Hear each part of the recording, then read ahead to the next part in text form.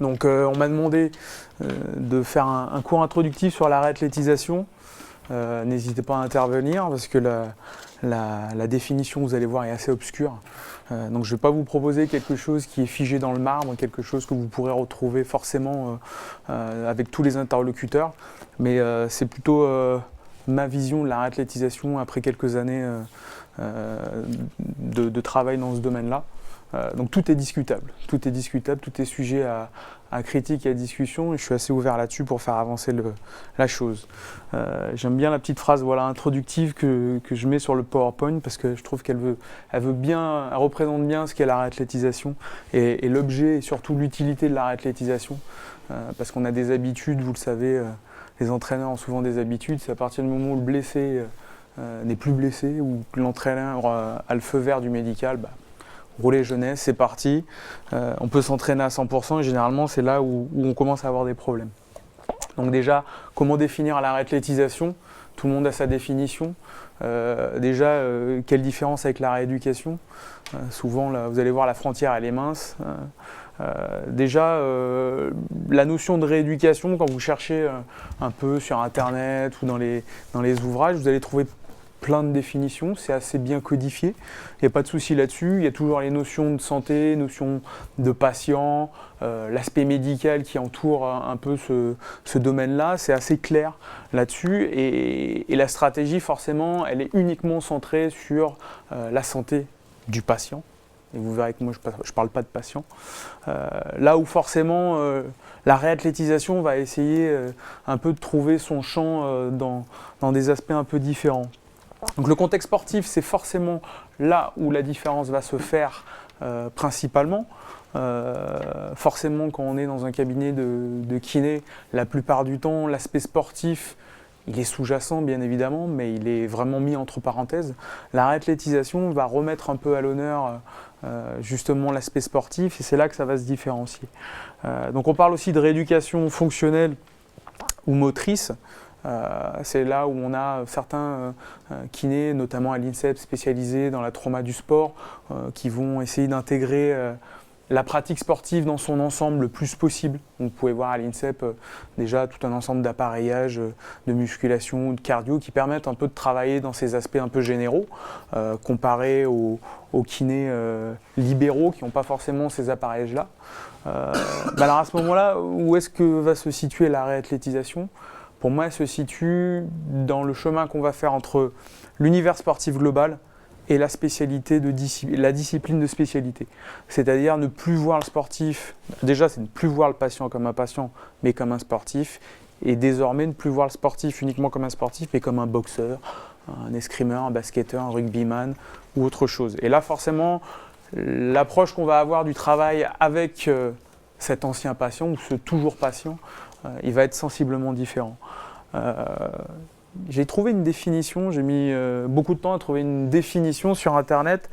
Voilà la seule définition sur la réathlétisation que j'ai trouvée en passant des heures et des heures sur Internet. Ça montre un peu le côté très récent de cette terminologie, même si on finit par s'y habituer. Je pense qu'on l'utilise maintenant tous. Mais ce mot-là, même sous sa version anglophone, n'existe pas vraiment. Rééducation, vous allez trouver énormément de choses, notamment les Britanniques ont beaucoup écrit dessus, et en France depuis quelques années. Mais la réathlétisation, rien du tout. Vous pouvez chercher, vous ne pouvez pas taper, vous pouvez trouver des ouvrages sur cette thématique-là, vous n'en trouverez pas. Et sur Internet, le mot réathlétisation, quand vous allez sous Google, déjà, il n'y a quasiment rien. Il y a des préparateurs physiques indépendants qui commencent à utiliser le mot et en faire une spécialité, mais c'est vraiment quelque chose de très récent et très obscur. Donc voilà, la seule définition que j'ai trouvée, elle vient d'un médecin.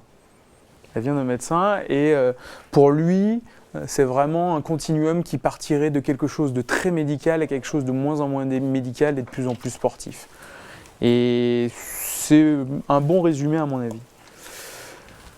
Donc j'ai essayé de faire, vous connaissez tous les modèles de performance de chacune des disciplines, les aspects physiques, techniques, mentaux, tout ce genre de choses.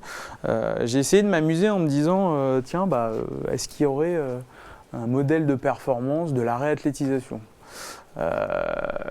Alors il faut savoir que j'ai tourné la chose un peu dans tous les sens et j'ai jamais réussi à vraiment mettre quelque chose qui me plaisait. Pourquoi ?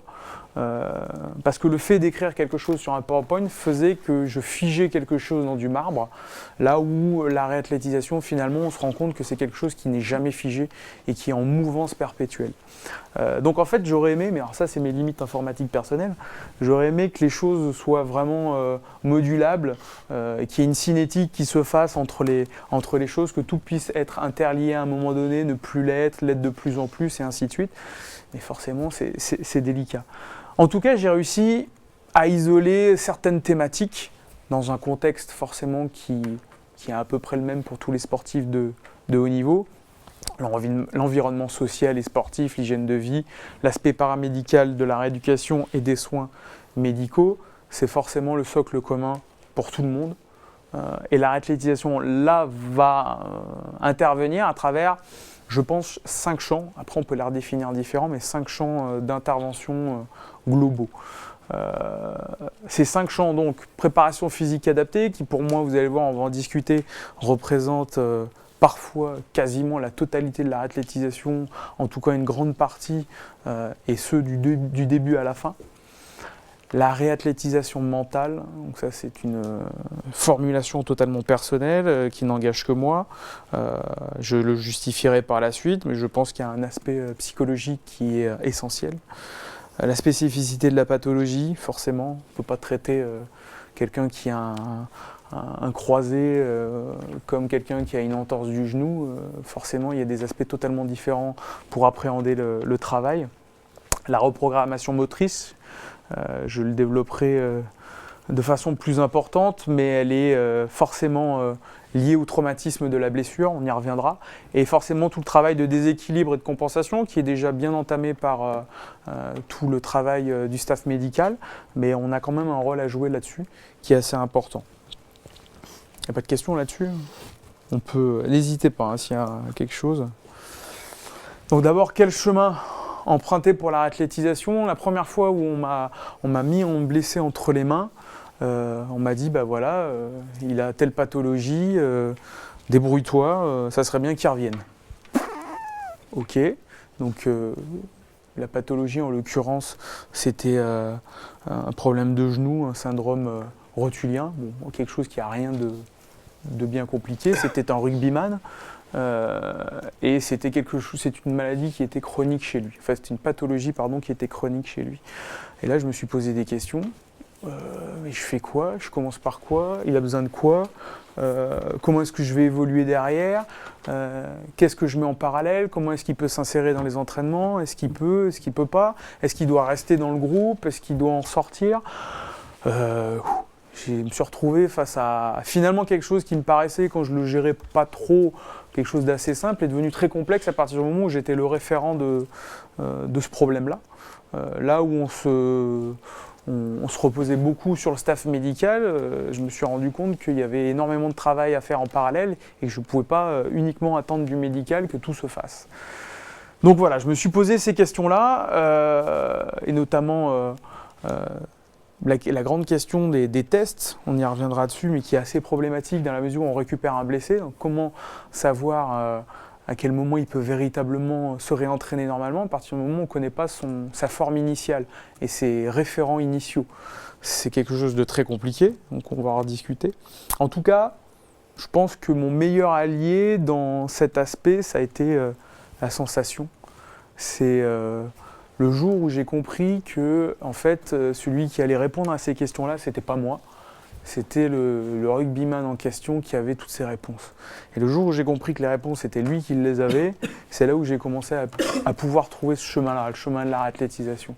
Et donc l'écoute a été essentielle, primordiale. C'était un allié sur ce parcours-là, là où au début, je le confesse, j'avais tendance à croire que j'avais tout compris, que je savais comment ça se passait et que ça allait être comme ci et comme ça. Là où chaque matin où je revoyais mon rugbyman, il m'expliquait qu'on n'allait pas faire comme ça et que ça ne se passait pas comme ça, parce qu'entre ce que je pensais qu'il allait ressentir le lendemain et ce qu'il ressentait, il y avait souvent un gouffre. je ne pensais pas qu'il y aurait des douleurs, je ne pensais pas qu'il y aurait des courbatures ou ce genre de choses. On peut rajouter aussi tous les aspects psychologiques. Un sportif des fois qui revient et qui n'a pas la motivation, ou au contraire qu'il faut freiner parce qu'il est très motivé. Voilà, c'est le sportif qui a joué un peu le rôle de boussole.